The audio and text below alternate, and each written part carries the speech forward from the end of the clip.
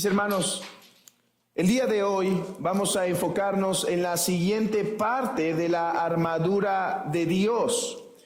Versículo 14 dice: Estad pues firmes, ceñidos vuestros lomos con la verdad, eso lo revisamos la semana pasada, y vestidos con la coraza de justicia. Mi plan era tomarme un sermón o una lección por parte de la armadura, pero en esta ocasión no podrá ser así. He decidido hacer dos lecciones. Y déjenme platicarles por qué, mis hermanos.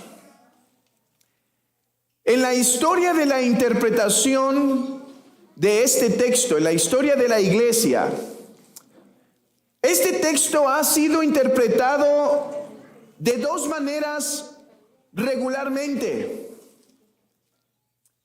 Por un lado, ha habido algunos que creen que ponerse la coraza de justicia, que es la parte que va en el pecho y cubre hasta el vientre y también cubre las espaldas,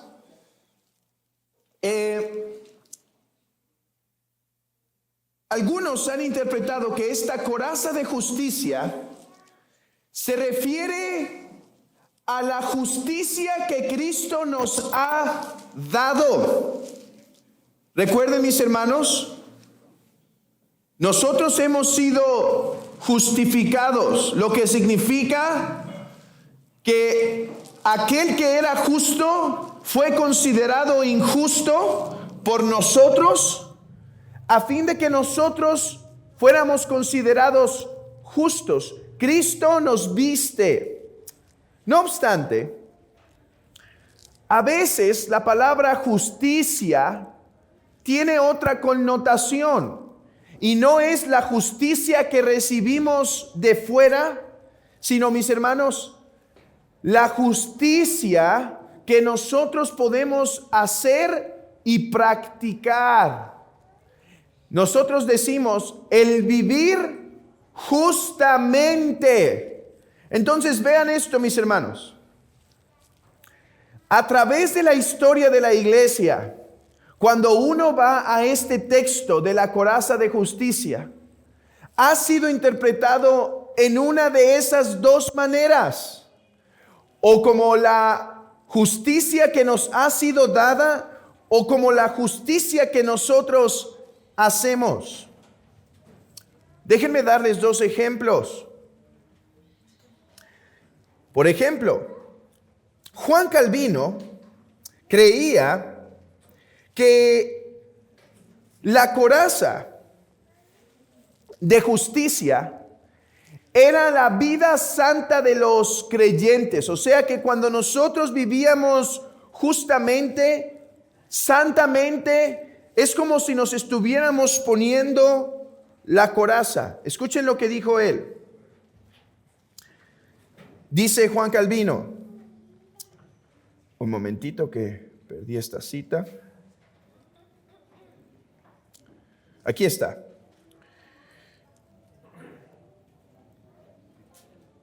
Algunos imaginan que esto se refiere a la justicia dada libremente o a la imputación de la justicia por la cual somos perdonados por el pecado y obtenemos el perdón.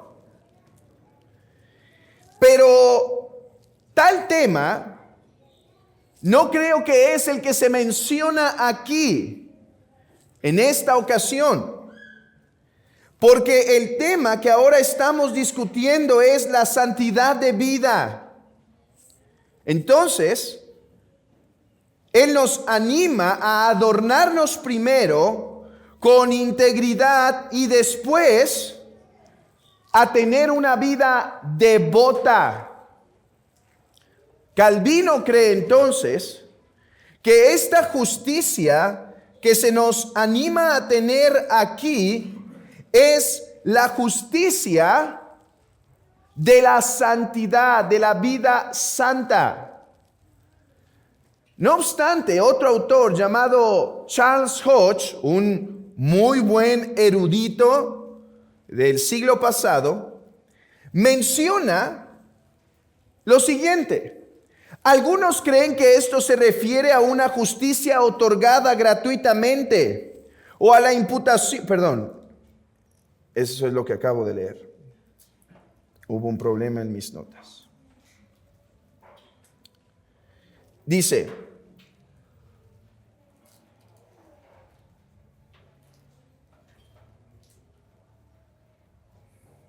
lo que Pablo deseaba para sí mismo no era tener su propia justicia, sino la justicia que es de Dios por la fe. Y esta, sin duda, es la justicia que aquí nos exhorta a los creyentes a ponernos como coraza. Mis hermanos,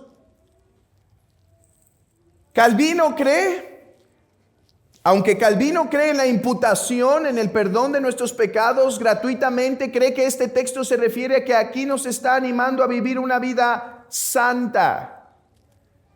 Y Hodge, aunque cree que debemos vivir una vida santa, cree que aquí se está refiriendo a el perdón de nuestros pecados, que debemos vestirnos con esa coraza. ¿Cuál es la interpretación correcta? Ambas son doctrinas correctas, pero ¿cuál es la que se enseña en nuestro texto? ¿Cuál es el punto de Efesios 6:14 cuando dice: vestíos con la coraza? ¿A qué está haciendo referencia? ¿Qué es la coraza de justicia? ¿La imputación o la vida santa? Bueno, después de meditar durante la semana esto, me convencí que realmente las posturas no son contradictorias.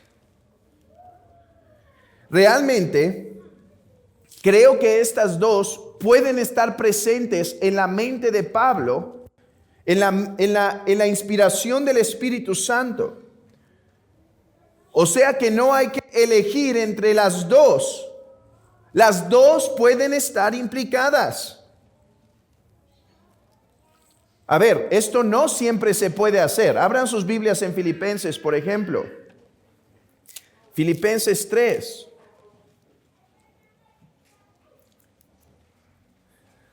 Filipenses 3, versículo 9. Vean que esto no se puede hacer aquí. Dice, está desde el 8, es necesario. Y ciertamente aún estimo todas las cosas como pérdida por la excelencia del conocimiento de Cristo Jesús, mi Señor, por amor del cual lo he perdido todo y lo tengo por basura para ganar a Cristo y ser hallado en Él. Vean, no teniendo mi propia justicia, que es por la ley, sino la que es por la fe en Cristo, la justicia que es de Dios por la fe. En Filipenses 3:9 está diciendo: quiero tener la justicia de Cristo. ¿Qué es la justicia de Cristo? No nuestra santidad, no nuestras buenas obras, sino la obra de Cristo contada como nuestra. Así que no me malentiendan, no estoy diciendo que siempre que vemos justicia podemos interpretarla de una o de otra manera. No. Mi pensamiento es que Efesios 6:14 puede ser interpretada justicia como imputada o como santidad. ¿Por qué creo esto? ¿Solo porque en la historia de la iglesia no se han puesto de acuerdo? No. Creo esto por el versículo que el apóstol Pablo tiene en mente. Abran sus Biblias en Isaías 59, por favor. Isaías 59. Por eso, mis hermanos, es importante ver la Escritura, interpretando la Escritura, porque muchos caen en el error de pensar que lo que Pablo está pensando es un soldado romano y de ahí entonces hay que imaginarnos al soldado romano e intentamos entender qué es lo que significa la armadura. No. Pablo está citando y tiene su mente llena del Antiguo Testamento. Y está citando un pasaje del Antiguo Testamento. ¿Cuál? Isaías 59, versículo 9 al 20. Quiero que lo leamos, todo este pasaje. Síganme con sus vistas. Por esto se alejó de nosotros la justicia y no nos alcanzó la rectitud. Esperamos luz y he aquí tinieblas, resplandores y andamos en oscuridad. ¿Qué está diciendo Isaías? Isaías está hablando en voz del pueblo. El pueblo ha vivido desobedeciendo la ley de Dios y por lo tanto en lugar de luz están viendo tinieblas, en lugar de paz están viendo juicio, en lugar de prosperidad están viendo calamidades. ¿Por qué? Porque se olvidaron de la ley de Dios. Versículo 10. Palpamos la pared como ciegos y andamos a tientas como sin ojos. Tropezamos a mediodía como de noche. Estamos en lugares oscuros como muertos. Gruñimos como osos todos nosotros y gemimos lastimeramente como palomas. Esperamos justicia y no la hay. Salvación y se alejó de nosotros. Porque nuestras rebeliones se han multiplicado delante de ti y nuestros pecados han atestiguado contra nosotros, porque con nosotros están nuestras iniquidades y conocemos nuestros pecados, el prevaricar y mentir contra Jehová y el apartarse de en pos de nuestro Dios, el hablar calumnia y rebelión, concebir y proferir de corazón palabra de mentira. Y el derecho se retiró y la justicia se puso lejos, porque la verdad tropezó en la plaza y la equidad no pudo venir. Y la verdad fue detenida y el que se apartó del mal fue puesto en prisión. Y lo vio Jehová y desagradó a sus ojos porque pereció el derecho. Y vio que no había hombre. Y se maravilló que no hubiera quien se interpusiese.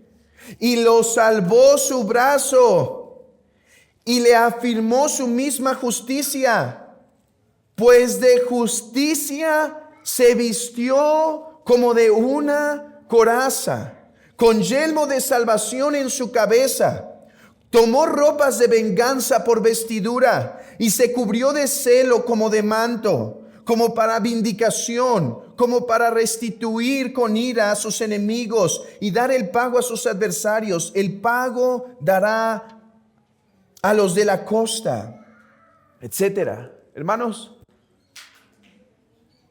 cuando Pablo cita la coraza de justicia, Pablo está citando, guiado por el Espíritu Santo, Isaías 59. En Isaías 59 tenemos un pueblo destruido porque les faltó justicia. Jehová miró entre los hombres para ver si habría uno justo. Habría uno que pudiera salvar, que viviera rectamente y se parara en contra de los enemigos. Pero no hubo quien. Entonces dice, Jehová mismo vino a salvar y se vistió, se preparó para la guerra, se alistó para la batalla. ¿Y cómo se alistó para la guerra y cómo se alistó para la batalla? Se puso una coraza de justicia. Mis hermanos, es a la luz de este texto que creo que ambas interpretaciones, ambos conceptos están presentes en la mente de Pablo. Vean esto, déjenme intentar demostrarlo. Cristo es Yahvé, es Jehová, que se viste de coraza de justicia para venir a salvar. ¿Cómo salva? Guardando toda la ley de Dios. Su coraza es de justicia, o sea, es de rectitud. Su coraza es de perfecta obediencia. Así es como vino a salvar a su pueblo, porque Jehová miró y solo lo que había era un pueblo rebelde y desobediente, y por lo tanto Jehová tenía que seguir castigando. Pero Jehová viene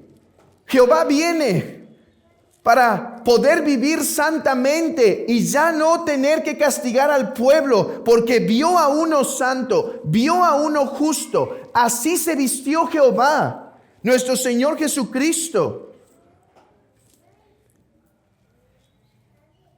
Así es como dejamos de ser enemigos de Dios, cuando Jehová vio a Jehová. Sí, no hay tres Jehovás, hay un Jehová, el Padre, el Hijo y el Espíritu. El Padre es Jehová, el Hijo es Jehová, el Espíritu Santo es Jehová. Pero cuando Jehová vino, el Logos vino y se vistió rectamente, entonces Jehová pudo detener su castigo. Él fue el que salvó. Así que ahora, ¿cómo enfrentar al enemigo? Que podríamos decir la ley de Dios, o Satanás que viene a acusarnos y a decirnos, ha quebrantado la ley. ¿Cómo enfrentar tales acechanzas? Poniéndonos la coraza de justicia, mis hermanos. O sea, creyendo en Jesucristo, como leímos con el apóstol Pablo en Filipenses. No, yo no quiero ser hallado por Dios intentando ganar mi salvación, intentando obedecer para tener perdón. No, yo quiero ser hallado con las vestimentas, déjenme ponerlo así, con la coraza de justicia y no con la mía propia. Pero, hermanos,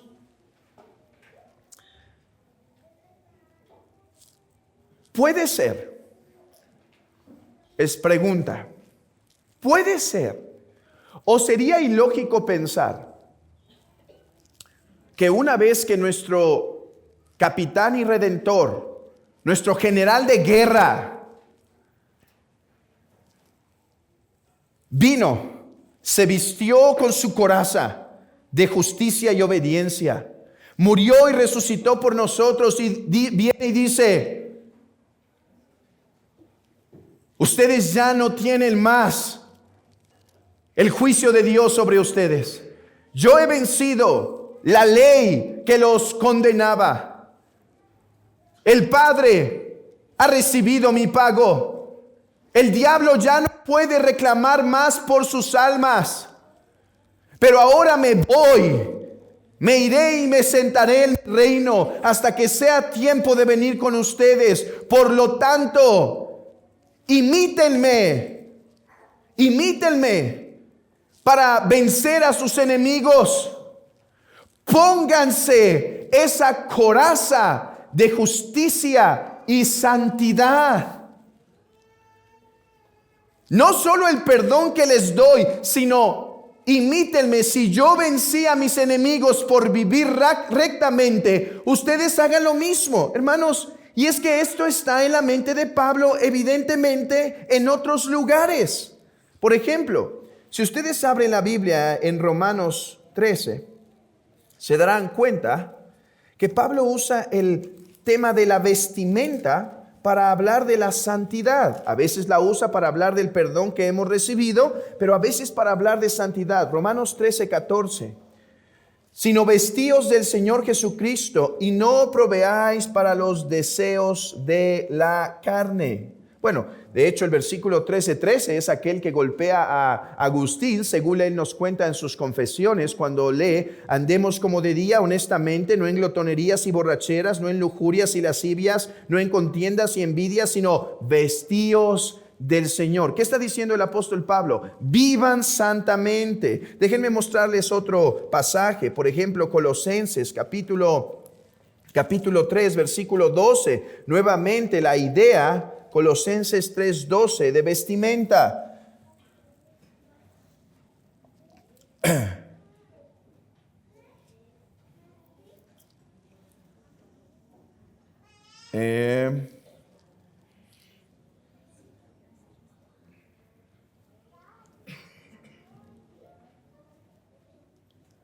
Perdón, estaba leyendo otro versículo.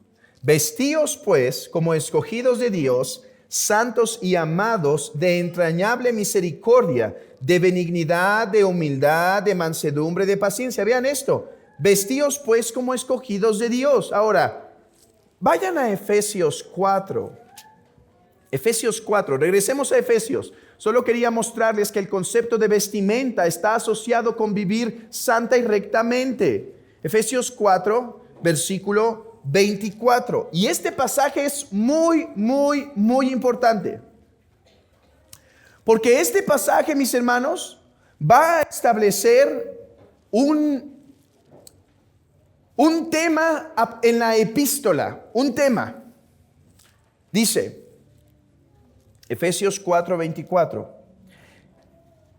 Desde el 22 podemos leer: en cuanto a la pasada manera de vivir, despojaos del viejo hombre que está viciado conforme a los deseos engañosos, y renovaos en el espíritu de vuestra mente, y vestíos del nuevo hombre, creado según Dios en la justicia y santidad de la verdad. Vean esto. Adán tenía una justicia y una santidad original, pero Adán en la caída la perdió. Cristo vino y la renovó, y ahora los que estamos en Cristo podemos vivir así. Hermanos, ¿qué empieza a hacer el apóstol Pablo a partir de Efesios 4:24? Empieza a llamar a los cristianos a vivir como Cristo. Vean versículo 1 del capítulo 5. Sed pues imitadores de Dios como hijos amados, y andar en amor como también Cristo nos amó. Y entonces viene el capítulo más famoso de Efesios. Maridos, amad a vuestras mujeres como Cristo. Y después viene en el 6:1, hijos, obedecer a los pastores. Hermanos, dijo, vestíos del Señor Jesucristo. ¿Cómo? Viviendo santamente. Y después viene la armadura. En esa misma idea, en ese mismo contexto. Por lo tanto, creo que es perfectamente legítimo. Creo que es correcto que interpretemos la coraza de justicia de dos maneras que se complementan. Que cuando dice vestíos de la justicia, sí nos está diciendo: recuerden el perdón de pecados que ustedes han recibido y la justicia que les ha sido dada. Y entonces vivan con confianza en medio de este mundo difícil. Pero al mismo tiempo está diciendo: e imiten la vida de su Señor, porque así es como Él venció a sus enemigos, a los de ustedes.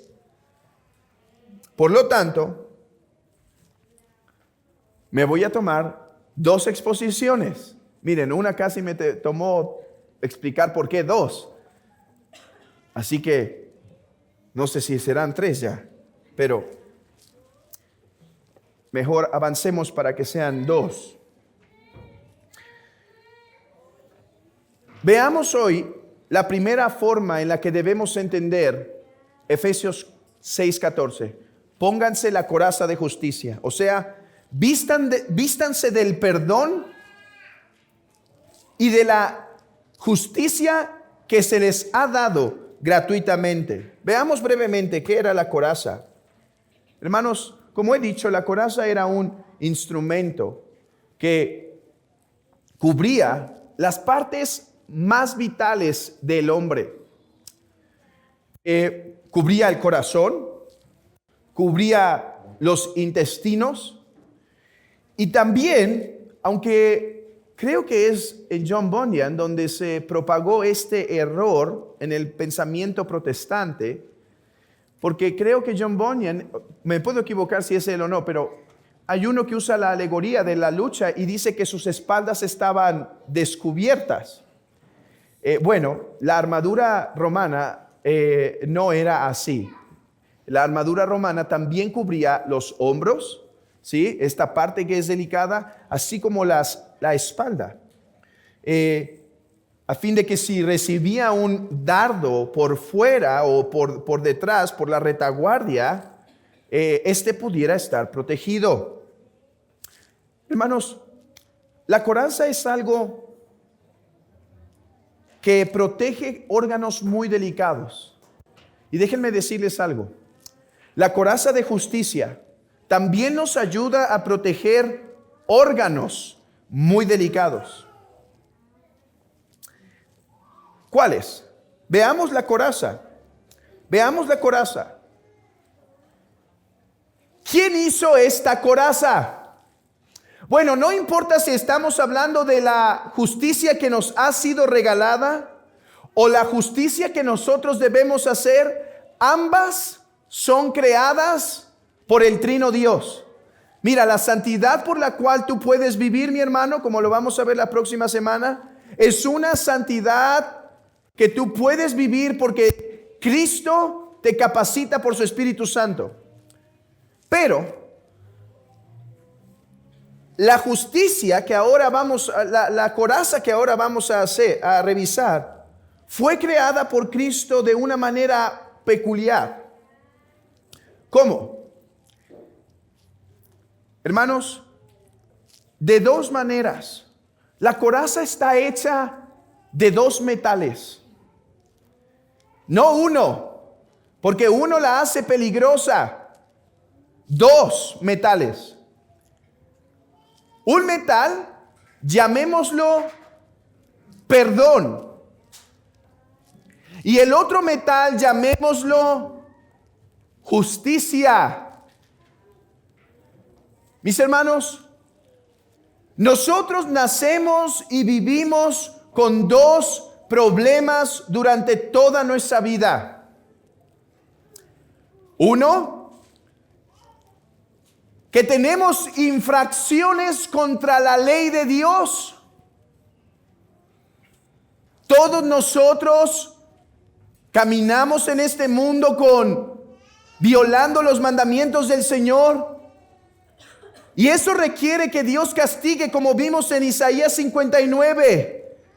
No han vivido rectamente, yo mismo voy a ir y voy a castigar, dice Jehová. Y hoy lo vamos a ver, de hecho, en la breve meditación de Isaías 19, cuando le dice a Egipto, tus maldades, yo voy contra ellas. Cristo, el justo, murió cargando nuestras infracciones, mis hermanos, cargando nuestras infracciones. Cuando éramos injustos, Dios envió a su Hijo para que Él cargara con nuestras deudas.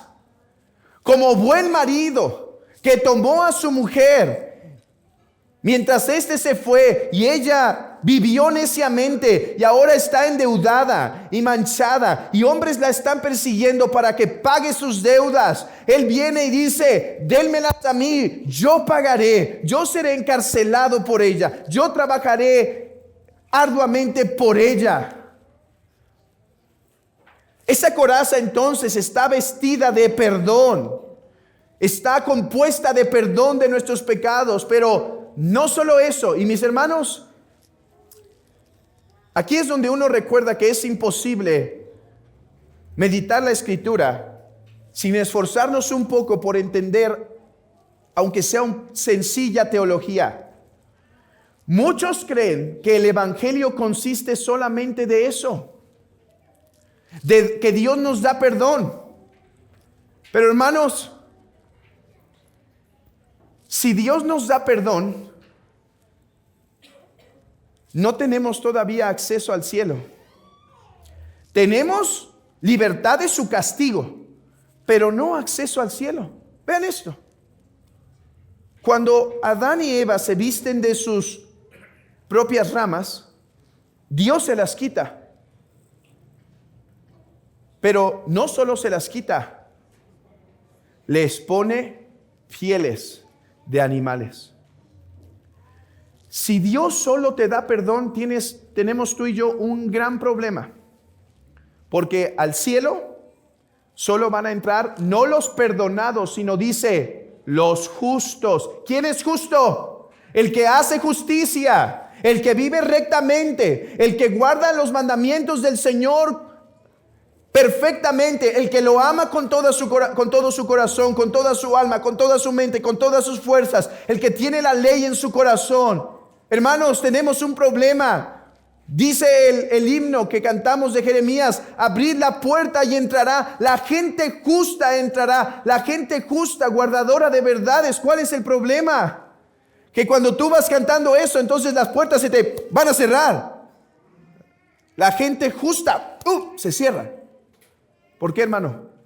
Porque si solo tienes perdón, todavía no eres justo, eres perdonado. Digamos, tienes la hoja en blanco, pero así nadie entra a la presencia del Señor. Dice que la gente justa es la que va a entrar. De ese otro metal es que está constituida nuestra coraza. Justicia. ¿Qué significa, mis hermanos? Gente se pregunta, ¿por qué Jesucristo no simplemente apareció a sus 33 años y murió? Que naciera de María, no lo viéramos todo el tiempo hasta que aparece y muere. El Nuevo Testamento sería más corto, y quizá también el Antiguo. ¿Por qué? ¿Por qué tuvo que vivir? Él le dijo a Juan: Juan, déjame bautizarme. Juan dice: no, ¿cómo? ¿Cómo yo, que soy profeta, voy a bautizar al Hijo de Dios? Juan, Dios ha dado un mandamiento. Él está ordenando que su pueblo se bautice como para testificar que Él se está rindiendo, que Él confiesa que Él es para Dios. Y si Dios ha mandado eso, Juan, permite que me bautice porque es necesario que yo cumpla toda justicia. Era necesario que Jesús obedeciera sus 33 años de su vida por dos razones. Este fue un debate medieval, de hecho. Preguntaban: ¿por qué Cristo obedeció la ley de Dios? ¿Porque lo necesitaba para sí mismo o para otros? Bueno, yo creo que no hay debate. Cristo tenía que vivir justamente para que fuera el Mesías aprobado. Pero, hermanos, Él tenía que vivir justamente para poder tejernos o forjarnos, para hablar en términos de armadura, para poder forjarnos la armadura. Cada paso de obediencia de Cristo, cada vez que guardaba la ley, cada vez que amaba al Padre como Mesías, cada vez que dijo: no mi voluntad sino la tuya, era un mazazo, era un golpe a esa coraza para seguirla formando una y otra vez, hasta que, habiendo acabado esa coraza, pudo decir: he acabado la obra que me diste que hiciese. Y entonces puede ir a entregar su vida. Ya he obedecido por ellos, mis hermanos. La coraza de justicia no solo implica un metal llamado perdón, implica otro metal llamado obediencia perfecta de Cristo. Y si ustedes han escuchado esa palabra rimbombante llamada imputación, pues déjenme decirle que aunque es rimbombante y difícil, la tienen que aprender, la tienen que contemplar y memorizar, porque ese es el mismo corazón de lo que hemos recibido de Cristo. Nos fue imputado, o sea, se nos puso a nuestra cuenta. Vean, hermanos, hubo un perfecto intercambio. La maldad que nosotros cometimos se le puso a la cuenta de Cristo, para que cuando Cristo fuera a morir a la cruz, Él fuera castigado por nuestros pecados. Algunos creen que lo que pasó en la cruz fue una injusticia, porque Dios castigó al santo e inocente. Dios no comete injusticia, hermanos. Sí, el que estaba en la cruz en su persona era santo e inocente, pero, hermanos, Dios lo estaba viendo como pecador, porque le imputó nuestros pecados a Él. ¿Quieren un texto para esto? Al que no conoció pecado, por nosotros lo hizo pecado, para que nosotros fuésemos hechos justicia de Dios en Él.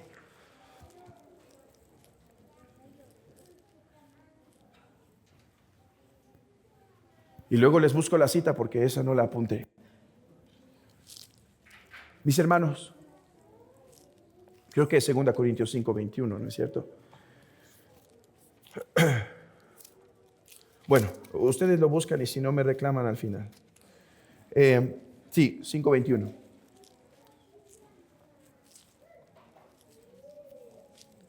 Entonces, el intercambio consistió en que el Padre contara a Cristo como culpable. ¿Y qué creen, hermanos? La imputación no solo significa que contó a Cristo como culpable, nos puso a nuestra cuenta la perfecta obediencia de Cristo. Sus ropas reales que Él tejió con su propio esfuerzo, viene y nos arropa con esas mismas. Eso significa imputación. Que se nos puso a nuestra cuenta la obediencia perfecta de Cristo. Hermanos, y para enfrentar la lucha que tenemos allá afuera, debemos, por causa de nuestro enemigo Satanás, del mundo y de nuestro propio corazón, para poder enfrentar la lucha, necesitamos vestirnos de la justicia. Ya estás vestido, pero en un sentido vestirte aquí es, necesitas recordarte día tras día esta doctrina. ¿Por qué, hermano? Porque necesitas proteger partes sensibles de tu cuerpo. Porque te van a intentar herir constantemente partes sensibles. Necesitas recordar diariamente el Evangelio. Por eso Lutero, en su anillo de bodas, hizo dos cosas que nosotros, mi esposa y yo, intentamos imitar cuando nos casamos. Él puso en su anillo INRI, Jesús Nazareno, Rey de los judíos, lo que iba arriba en su cruz. Y le puso además una piedra preciosa roja para recordar diario la sangre de Cristo y recordársela día tras día. A nosotros nos alcanzó para el grabado, pero no para la piedra preciosa.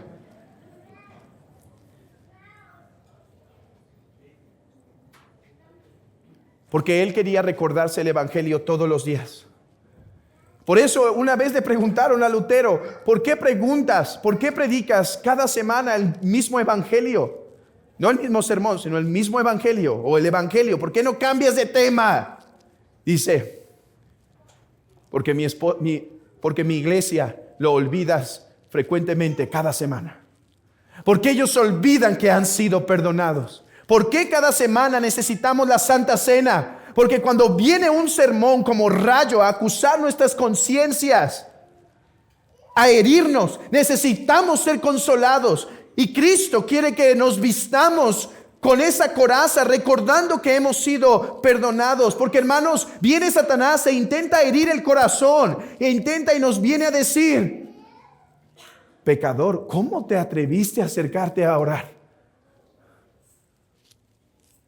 O viene el amigo o el familiar que nos vio en un momento débil y dice, qué hipócrita eres. O viene la tribulación y nuestra mente nos empieza a jugar mal y decir, Dios me ha olvidado, está viendo mis pecados y me está castigando con toda su ira. O viene una prueba y decimos, Él ya no me ama porque yo le fallé.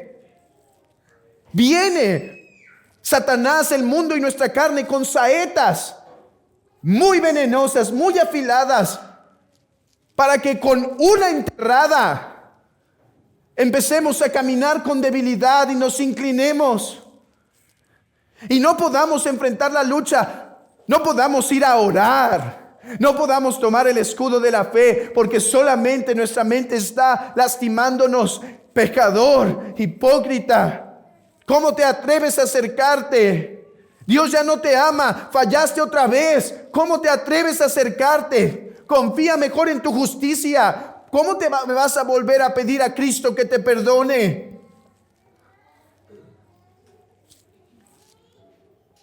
Y mis hermanos, si esos puntos tan sensibles de nuestro cuerpo van caminando con esas heridas, no podremos hacer frente a los ataques severos del que busca no solo nuestras vidas, sino aplastar y destruir todos nuestros días. Mis hermanos, ¿no son estas buenas de gran gozo? Que Cristo quiere que recuerdes el perdón que te ha dado. Cristo quiere que recuerdes que tus pecados han sido pagados. Por eso es que antes de tomar la cena, tomamos un tiempo para confesar nuestros pecados. Pero después recordamos a la iglesia que sus pecados han sido perdonados. Porque es necesario recordar semana tras semana para ir, hermanos, victoriosos a la batalla. Sí, yo fallo, sí, yo tropiezo, pero Él me ha vestido con su coraza de justicia. Voy a ir a enfrentar la guerra porque Él es el que me sostiene. Él es el que me guarda. Él ha ganado la victoria y yo soy recibido como su hijo, pase lo que pase. Aquellos que pudieron conseguir el libro de Thomas Brooks de Remedios Preciosos contra las artimañas de Satanás,